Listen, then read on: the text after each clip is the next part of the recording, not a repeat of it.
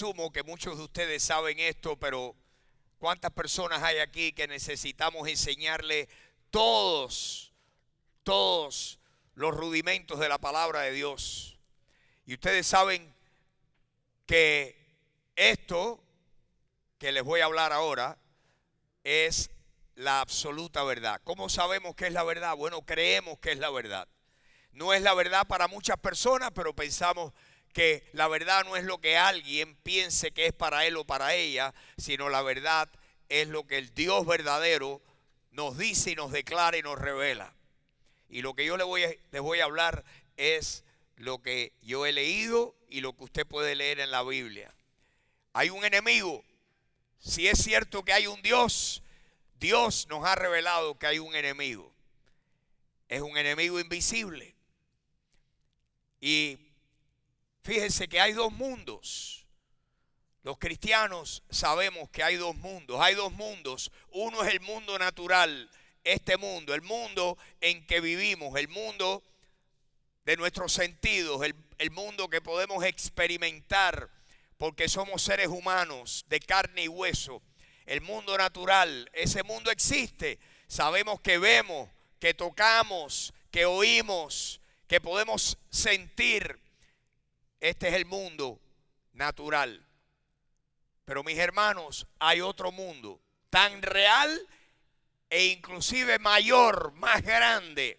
Este globo terráqueo en el que usted y yo vivimos, el mundo natural, tiene nada más que 7 millones de millas cuadradas. El globo terráqueo, mar y tierra, tiene 7 millones de millas cuadradas. El mundo sobrenatural, que es el otro mundo, el mundo del más allá, es infinito, no tiene fin. En ese mundo viven seres y van a vivir seres que no van a tener fin. Y si lo que la Biblia dice es cierto, y lo es, los que crean en Jesucristo y reciban a Jesucristo y nazcan de nuevo por el Espíritu Santo, para allá es para donde van. Yo me incluyo en ese número, para allá vamos. Y si tú eres creyente, para allá vas tú también. Para ese mundo vamos. Lo que pasa es que ese mundo es un mundo desconocido. El mundo natural no puede saber nada del mundo sobrenatural, a no ser que alguien que esté del lado de allá pueda traspasar la barrera de lo sobrenatural, penetrar y entrar en el mundo natural y hablarnos del más allá. Nadie, cualquiera puede inventar cualquier tipo de cosa, pero la verdad solamente la puede revelar quien está del lado de allá, que venga para acá y nos diga esto es lo que hay del lado de allá y nos revele la realidad del mundo sobrenatural. Ese alguien se llama Dios. Ese es nuestro Dios, que no solamente es el creador, sino que es el revelador, que Dios ha creado al mundo. Y cuando nosotros nos dicen, ¿y cómo tú sabes que Dios existe? Bueno, yo creo que Dios existe porque veo la evidencia de lo que Dios ha hecho. Veo las cosas creadas, veo el orden, el diseño, la inteligencia que tuvo que ser utilizada para hacer este mundo que está gobernado por leyes y por principios que son invariables. Nuestro mundo tiene orden y no puede haber orden si no hay alguien, una inteligencia suprema que ordenó. Por eso es que yo creo que ese alguien es Dios. Y ese Dios se ha revelado al hombre y nos ha hablado del mundo, del más allá. Dios penetró, pasó la barrera imposible de pasar, que es la barrera de lo sobrenatural. Y entró en nuestro contexto, en nuestro mundo, y nos dijo, el mundo de allá existe. Ahora quiero decirle algo más.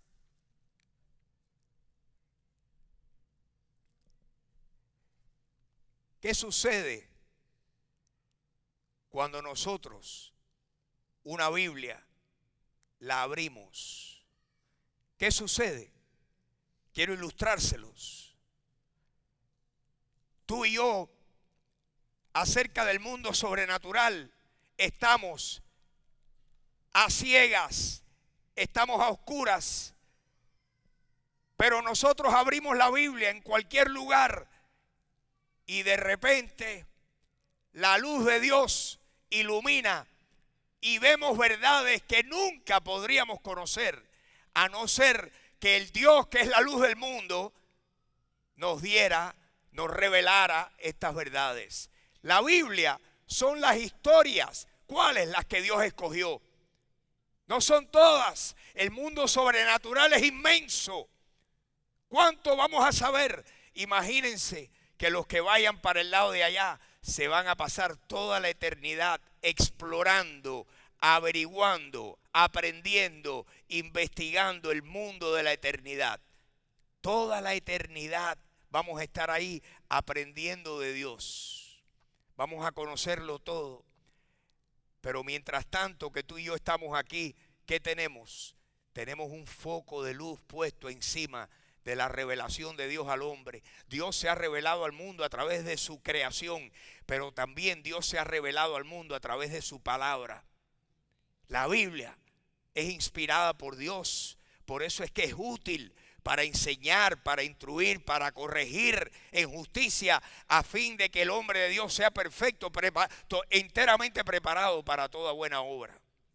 Aquí estamos, y lo que vamos a leer en esta mañana son partes nada más. Póngame la luz, por favor. Este libro es una fuente de sabiduría, de conocimiento.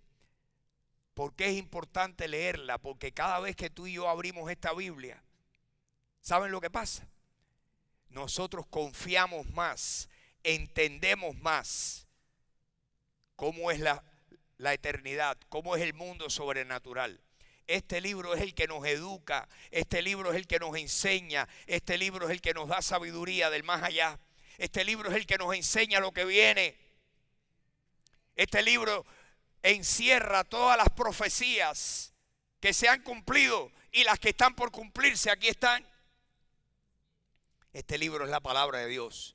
Es menester, es sabio, es importante que tú y yo abramos este libro. Cada vez que lo abrimos, estamos nosotros creciendo en el conocimiento del Dios del más allá.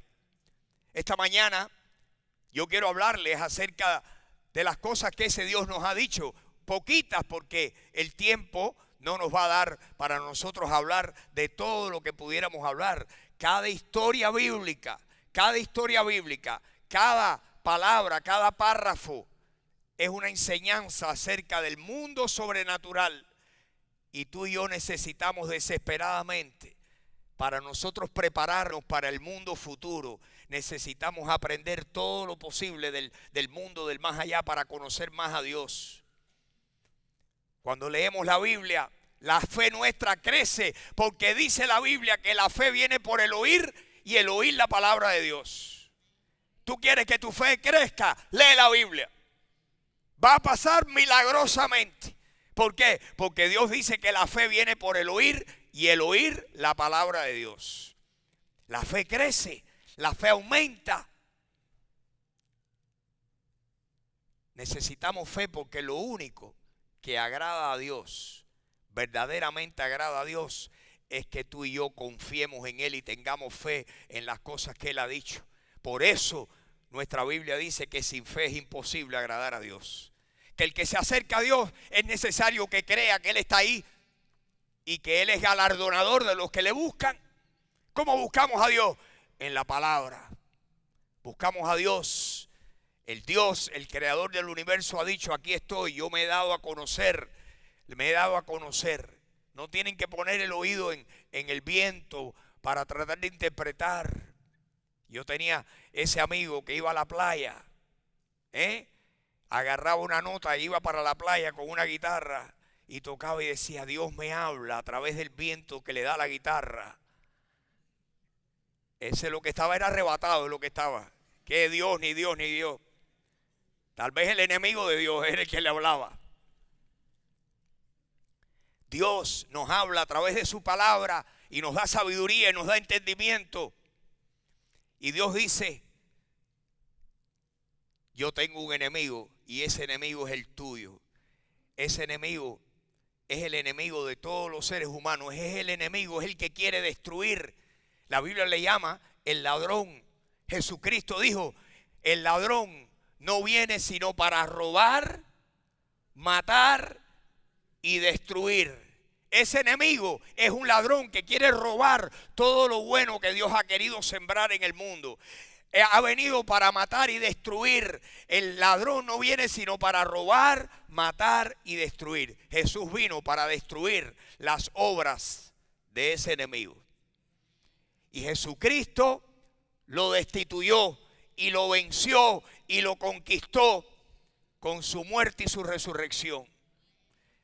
Nuestro enemigo, el enemigo, yo quiero hablarles de nuestro enemigo hoy.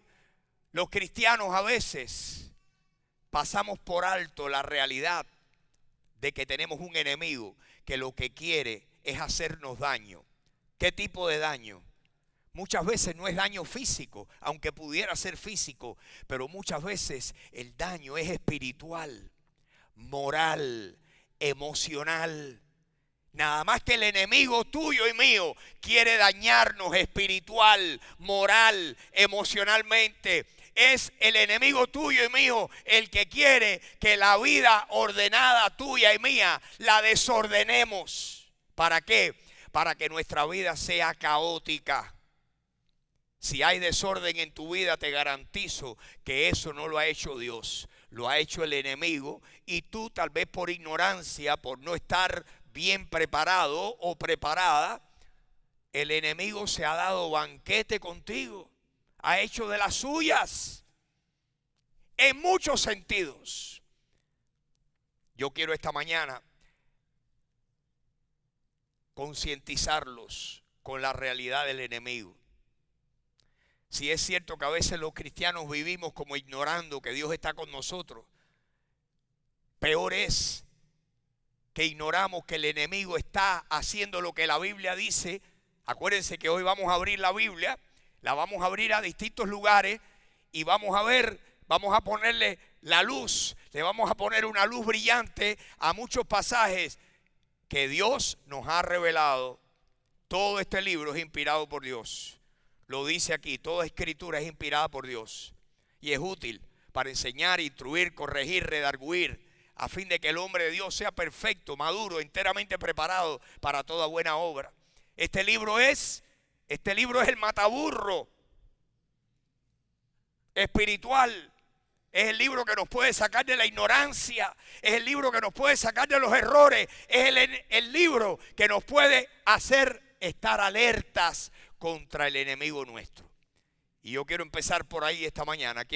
Vamos a ver varios pasajes así, brevemente, porque quiero que tengan una idea general de este enemigo.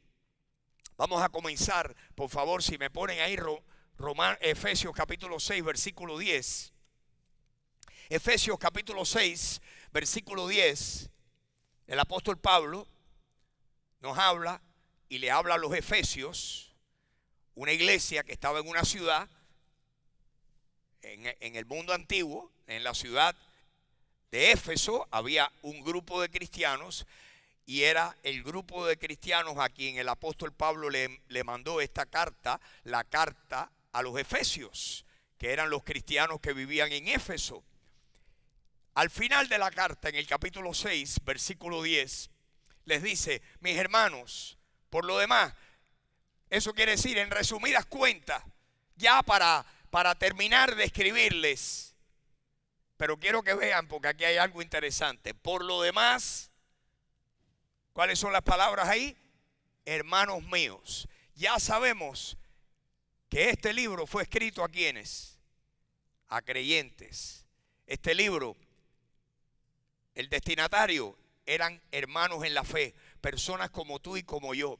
Así que este libro, sabemos ya que estas palabras son escritas a cristianos. Si no, Pablo no les diría hermanos míos. Por lo demás, hermanos míos, voy a terminar ya la carta esta. ¿Qué les dice? Fortalezcanse en el Señor.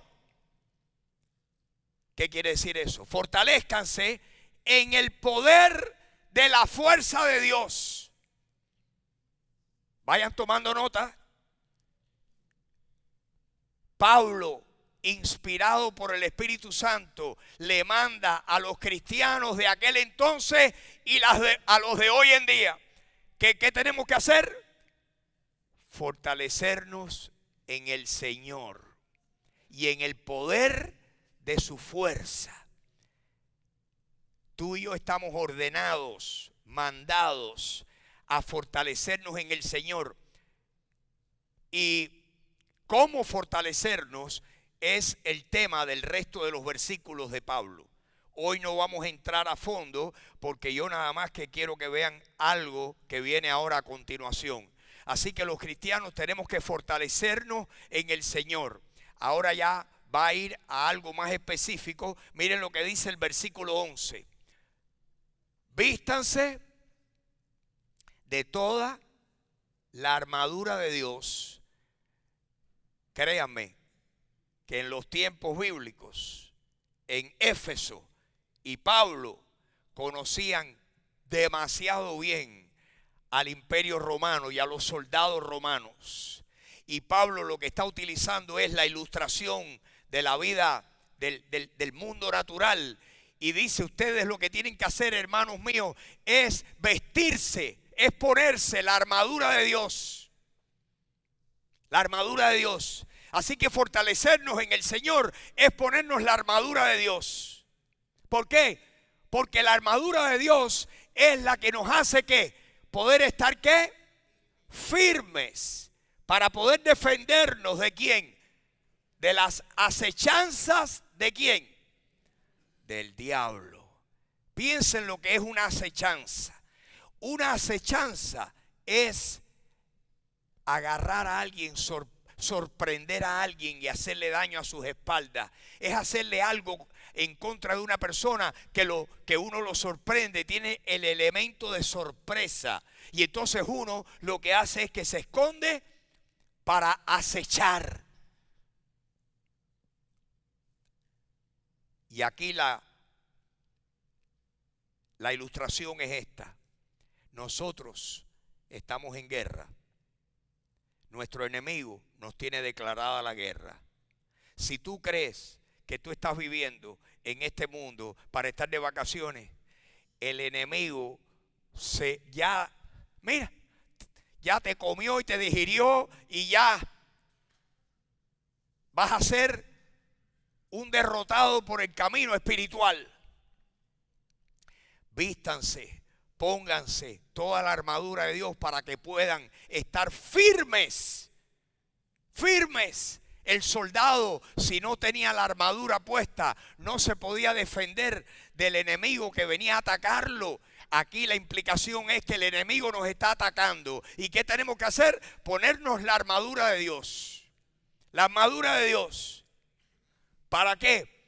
Para poder estar firme cuando el enemigo nos aceche. Las acechanzas ¿de quién? Del diablo. Ahora, el mundo sobrenatural. Oigan esto. Versículo 12. Nosotros, dice Pablo, nosotros, ustedes y yo, no tenemos lucha. ¿Contra quién? Así que el problema tuyo y el problema mío como cristianos no es contra personas. No, nuestro enemigo no es de carne y hueso. Nuestro enemigo es una entidad, es un ser espiritual. La historia de cómo el diablo llegó a ser el diablo, esa historia está en la Biblia. Tenemos lugares en la Biblia. Hoy no vamos a entrar a desmenuzar esos lugares, pero les doy dos pasajes bíblicos para que ustedes lo busquen si les interesa y poder estudiar un poquito más a fondo el tema. Tienen dos pasajes bíblicos donde la Biblia nos describe cómo fue que este ángel bello que se llamaba Lucifer se convirtió. Lucifer quiere decir ángel de luz, iluminado. Cómo Lucifer se convirtió en Satanás. La historia, una buena parte de ella se encuentra en Isaías capítulo 14, de los versículos 12 al 17, y en Ezequiel capítulo 28, del versículo 12 al 19. Aquí dice que nosotros no tenemos lucha contra sangre y carne, sino contra quién. Vayan tomando nota las palabras que se utilizan. Contra quiénes, principados, contra príncipes, contra, número 2, potestades. La palabra potestad viene de autoridad, de seres que tienen autoridad. Principados, potestades. La próxima palabra, gobernadores de las tinieblas de este siglo, de este mundo. Gobernadores, principados, potestades, gobernadores. Y por último, huestes espirituales de maldad en las regiones celestes, en el mundo celeste, en el mundo celestial, en el mundo invisible. El mundo sobrenatural es invisible al ojo humano, a no ser que el mundo sobrenatural se quiera hacer visible a nosotros. Y eso lo puede hacer Dios. Y temo decirles que a veces lo hace el diablo también. Que el mundo sobrenatural se hace visible a nosotros que no podemos ver lo invisible. No tenemos lucha contra sangre y carne. Nuestra lucha es contra principados, contra potestades, contra gobernadores de las tinieblas, contra huestes espirituales de maldad. ¿Quiénes son esos? Bueno, son todos los secuaces, son todos los ayudantes. Los conocemos como los ángeles caídos. La tercera parte de las estrellas de Dios decidieron seguir al Dios de este siglo, decidieron seguir al que se rebeló contra Dios. Lo siguieron y se convirtieron en los ángeles caídos. Y ese es el gran ejército que el enemigo tuyo y mío utiliza para tentarnos, para acecharnos, para apartarnos de la fe, para cegarnos el entendimiento. Por eso es que la Biblia dice que el Dios de este siglo a los incrédulos les ha cegado el entendimiento, para que no les resplandezca la luz del evangelio. ¿Quién le ha cegado el entendimiento a los incrédulos? El Dios de este siglo. Eso lo pueden encontrar ustedes en 1 de Corintios o 2 de Corintios. El Dios de este siglo ha cegado el entendimiento de los incrédulos para que no les resplandezca la luz del glorioso evangelio. El enemigo nos acecha, nos tienta a los que ya no pudo. El enemigo, cuando no nos pudo robar la semilla del evangelio de nuestras vidas, ahora lo que hace es que trata de hacernos inútiles. Que nosotros hagamos todo lo opuesto a lo que Dios quiere, que nos apartemos de Dios.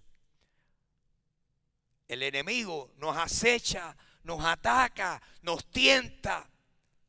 Todas las tentaciones que tú tienes, ninguna viene de parte de Dios. Santiago dice: cuando alguno es tentado, no diga que es tentado de parte de Dios, porque Dios no tienta a nadie, ni Él es tentado por el mal. Cada uno de su propia concupiscencia es atraído y seducido.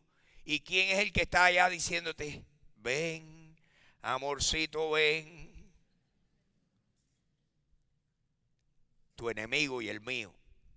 Todos estamos aquí expuestos a las tentaciones del enemigo, y Dios lo que quiere es prepararnos y hacernos buenos guerreros. ¿Quieres tú ser un guerrero? ¿Quieres tú vencer? Porque mi Biblia dice que más fuerte, más poderoso es el que está en ti que el que está en el mundo. Más fuerte es el que está en nosotros que el que está en el mundo. Todo lo podemos en Cristo que nos fortalece, incluyendo vencer las tentaciones y las acechanzas del enemigo. Claro que sí. Ay, que el diablo pudo más que yo. No te fortaleciste en el Señor. Fuiste débil, fuiste desobediente. Te dejaste llevar por el impulso del momento, el impulso de la atracción, la seducción, en lo que sea. Puede ser en la vida moral o en muchas otras cosas. El enemigo está ahí atacándonos. Pero yo quiero que ustedes estén conscientes hoy que tu lucha es con seres espirituales, contra huestes espirituales de maldad que están ¿dónde? En las regiones celestes. Ahí estamos peleando, tú y yo, todos nosotros estamos ahí peleando. Bien, les voy a dar un versículo más. Versículo 13, miren lo que dice: por lo tanto, por estas razones anteriores, tomen, ¿qué tienes que hacer tú? ¿Qué tengo que hacer yo? Tomar toda la armadura de Dios. ¿Para qué? Para que puedas tú resistir en el día malo. ¿Cuál es el día malo? El día que viene el ataque, la acechanza. ¿Y cuándo viene? Con frecuencia. A veces viene de madrugada aquí adentro, cuando estás dormido. No te vayas a pensar que los sueños son todos de los angelitos. Satanás tiene acceso a atacarnos, a seducirnos. Todas las tentaciones del diablo, todas comienzan en la mente. Las llevamos a cabo en la práctica, pero comienzan aquí adentro, en el corazón. El corazón, siendo el corazón el lugar central donde están nuestros pensamientos, donde están nuestras emociones, donde están nuestras decisiones. Ahora, cuando la Biblia nos da cualquier información, la Biblia simplemente nos las pone ahí y no la defiende. Lo dice porque Dios no tiene que defender lo que Él dice. Dios habla la verdad y Él deja que la verdad sea la que hable y que convenza. Cuando tú y yo leemos un pasaje bíblico, Dios no tiene que darte explicaciones para tratar de convencerte. Tú o lo crees o no lo crees. Si lo crees, tendrás las consecuencias buenas. Si no lo crees, bueno, pues tú tendrás que recoger el fruto de tus decisiones. Bien, ¿dónde empieza? ¿Dónde aparece el enemigo en la Biblia por primera vez? ¿Dónde aparece el enemigo de los seres humanos? El primer lugar donde aparece es en el primer libro de la Biblia, al principio del libro. En el capítulo 3 del libro de Génesis. Quiero que vean lo que dice Génesis capítulo 3. Miren, ya me lo tienen puesto ahí en la pantalla. Capítulo 3, versículo 1. ¿Qué dice? Dios creó al mundo, creó los animales, creó al hombre, creó a la mujer. Todo está creado. Dios vio que todo era bueno. Y de repente, capítulo 3, mire quién aparece. Pero la serpiente era astuta. Entre paréntesis, pensamos nosotros que la serpiente en los tiempos del libro de Génesis era un animal que se arrastraba, y no hemos leído a continuación que una de las maldiciones que Dios profiere contra este animalito es que vas a arrastrarte todos los días de tu vida. Quiere decir eso, que lo más probable que la serpiente era un animal bello. Tal vez entre los más bellos o quizás el más bello del Edén. Y su sentencia, el enemigo nuestro siempre utiliza lo bello para tentarnos. Y el enemigo utilizó a una serpiente para tentar y conversar con Eva. La utilizó. El enemigo, siendo un espíritu, tenía la capacidad de poder manifestarse a través de un animal, y probablemente un animal bello. La Biblia nunca nos dibuja al diablo con tarros, un rabo y un tridente y rojo. Ese es el jamón del diablo, pero no es el diablo de la Biblia.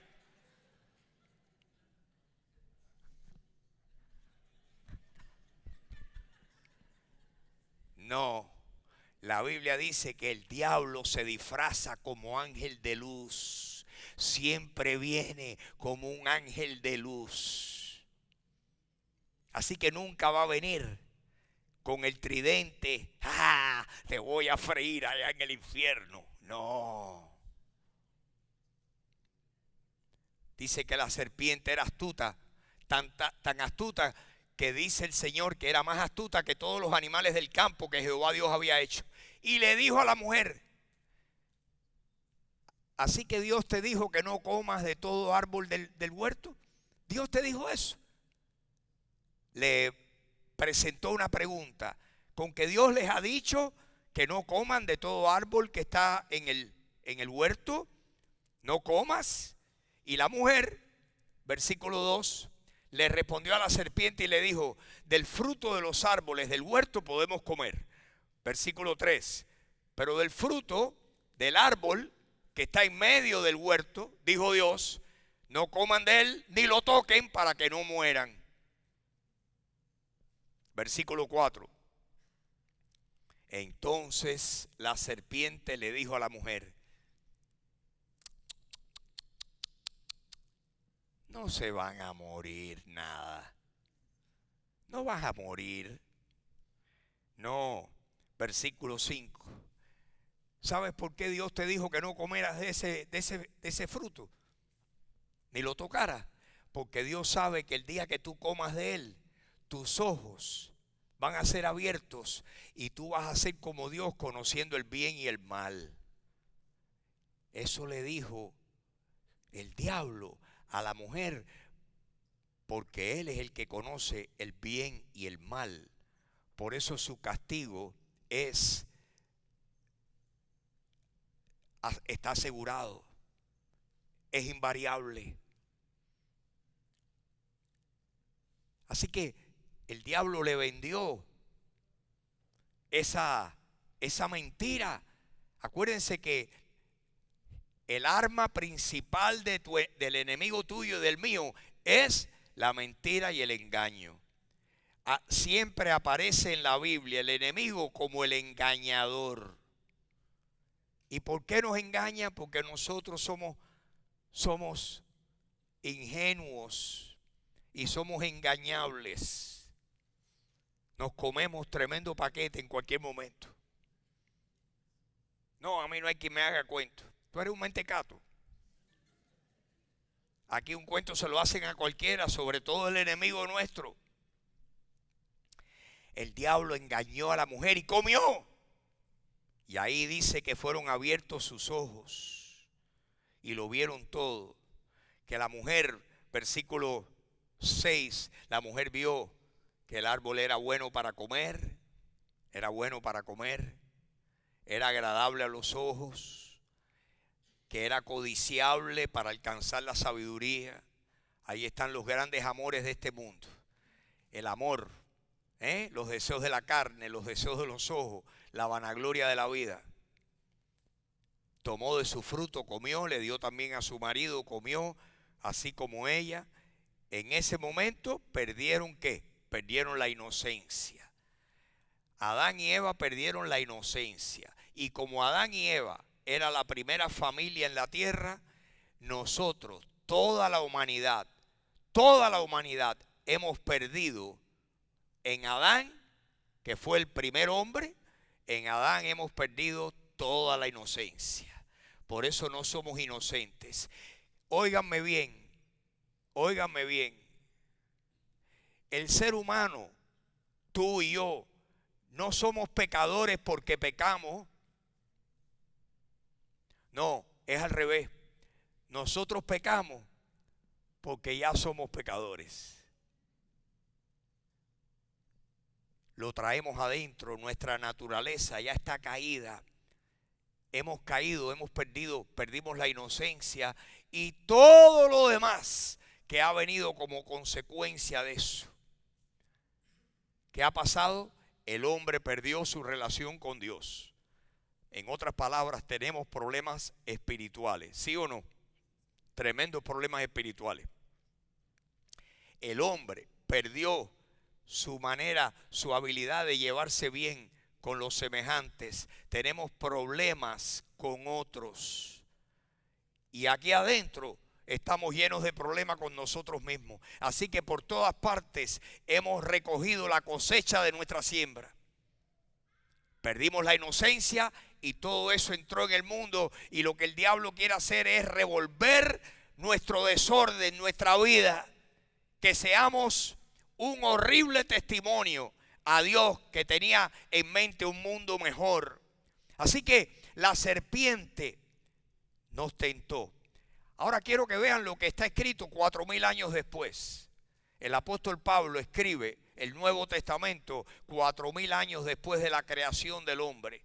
Quiero que vean lo que Pablo escribe en 2 de Corintios capítulo 11. Ahora esto se lo escribe a los hermanitos nuestros en la ciudad de Corinto. Hermanos como tú y como yo, gente humana de carne y hueso, que se levantaban por la mañana, que tenían problemas, que tenían necesidades económicas, tenían todo tipo de problemas como tú y como yo.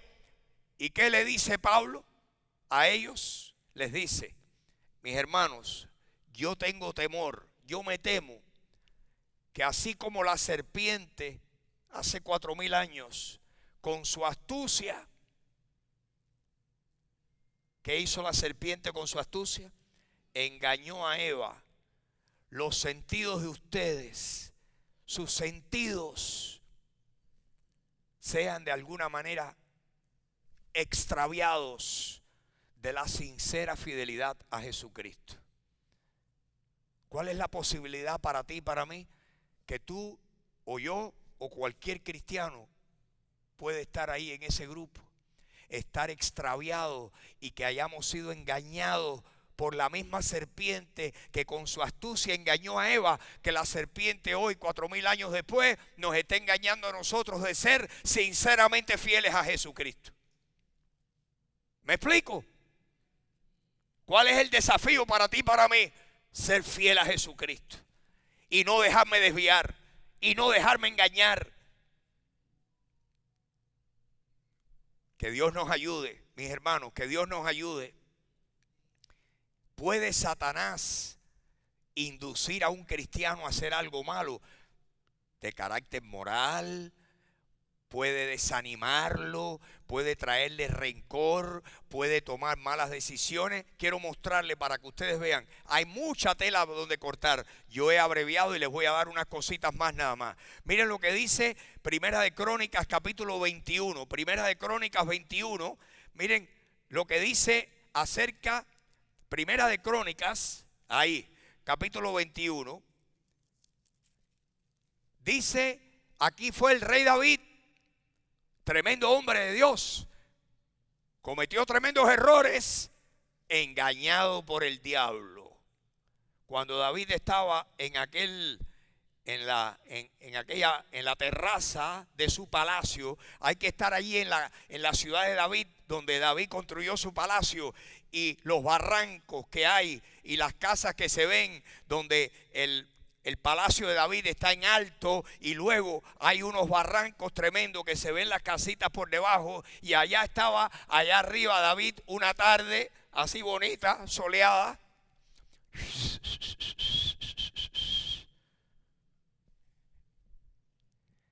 y vio a una hermosa mujer bañándose. ¿Quién creen ustedes que ahí le traspasaron el corazón de tentación? El mismo enemigo. En este caso, David, siendo tremendo hombre de Dios, tomó una decisión equivocada. Miren lo que dice, que Satanás se levantó ¿contra quién? Dios, el diablo siempre está en contra de Israel. Todo lo que huela al Dios de la Biblia, el diablo va a atacar. Y aquí se levantó Satanás para hacerle daño a Israel, al reino de Israel. Y David era el rey y era el que más mandaba. Dice que Satanás se levantó contra Israel. ¿Y qué hizo? Incitó, provocó a que David le hiciera ¿qué? Censo al pueblo, cuando Dios quería que confiaran en él y no en qué cantidad de soldados tenían para hacer la guerra. Ve cuando yo te diga que vayas, no vayas cuando yo te diga que no vayas, confía en mí. No, David quería tomarle censo a todo el pueblo. Y cometió un error y las consecuencias vinieron porque el diablo se levantó contra Israel e incitó. Tomen nota, porque así es como el diablo trabaja en aquel entonces y hoy en día. Pero eso no es todo. El diablo trabaja no solamente en personas comunes y corrientes como tú y como yo, sino que el diablo trabaja dentro de personas para hacerle daño. Fue Satanás quien puso en la mente de Judas Iscariote entregar al Señor. Eso se encuentra en Juan capítulo 13, que Satanás puso, Juan capítulo 13, si me lo ponen ahí un momentico, que el diablo puso en la mente, miren lo que dice, versículo 2, el versículo 2, cuando cenaban, ya el diablo había puesto en el corazón de Judas Iscariote, hijo de Simón, que entregara a Jesús. El diablo lo había puesto ya en el corazón de Judas. Entrégalo, te van a pagar una buena recompensa. Probablemente ya habían conversado y Judas estaba teniendo la cena con el Señor y ya tenía en su mente entregar a Jesús. Miren lo que dice el versículo 27. Después que comió, ¿qué pasó? Satanás, ¿qué? Entró en él. Claro, Judas no era creyente. La Biblia le llama el hijo de perdición.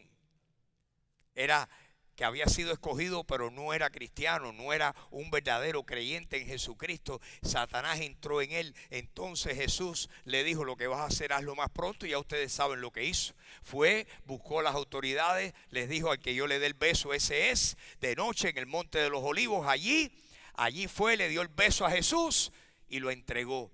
El diablo sigue trabajando así.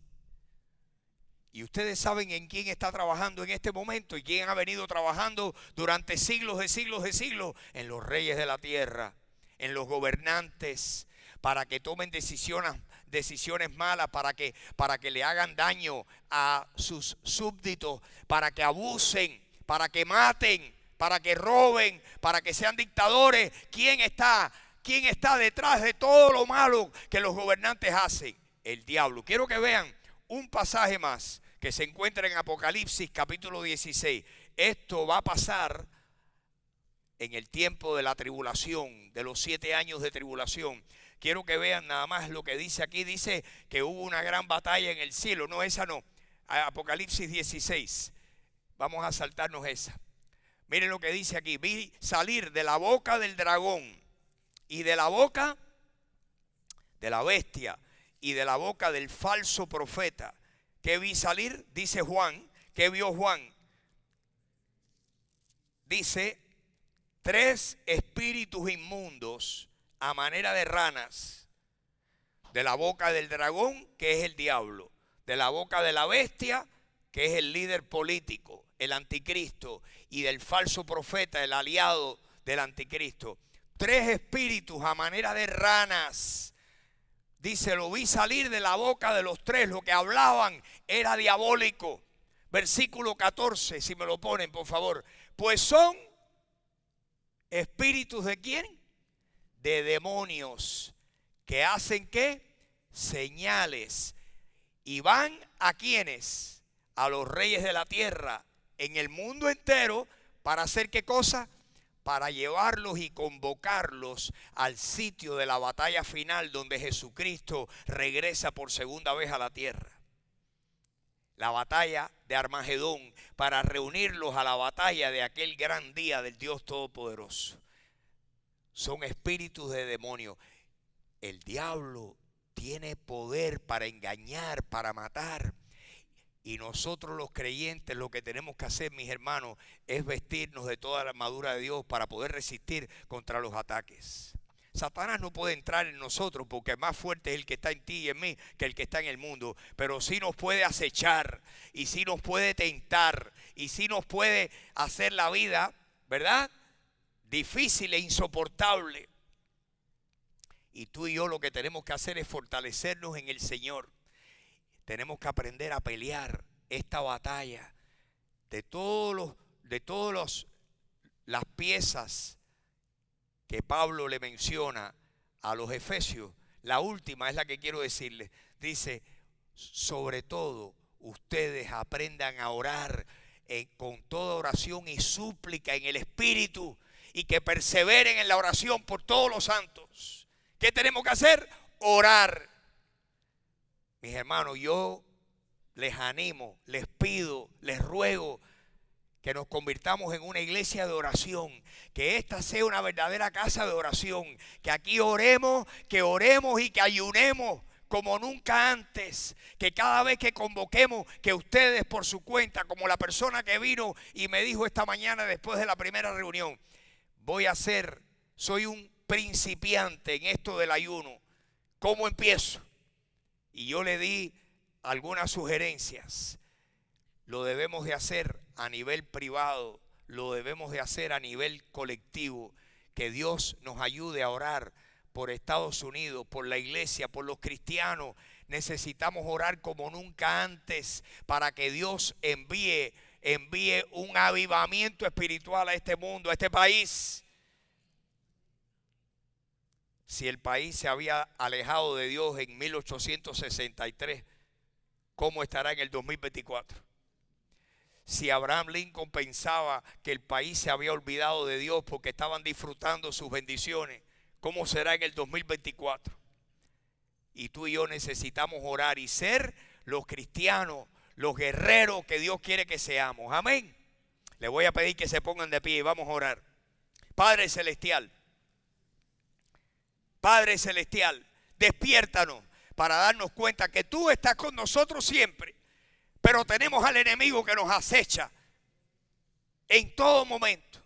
Señor, si David pudo ser tentado, Señor, ¿cuántos hombres en la Biblia abandonaron la fe? ¿Cuántos hombres en la Biblia se apartaron de ti?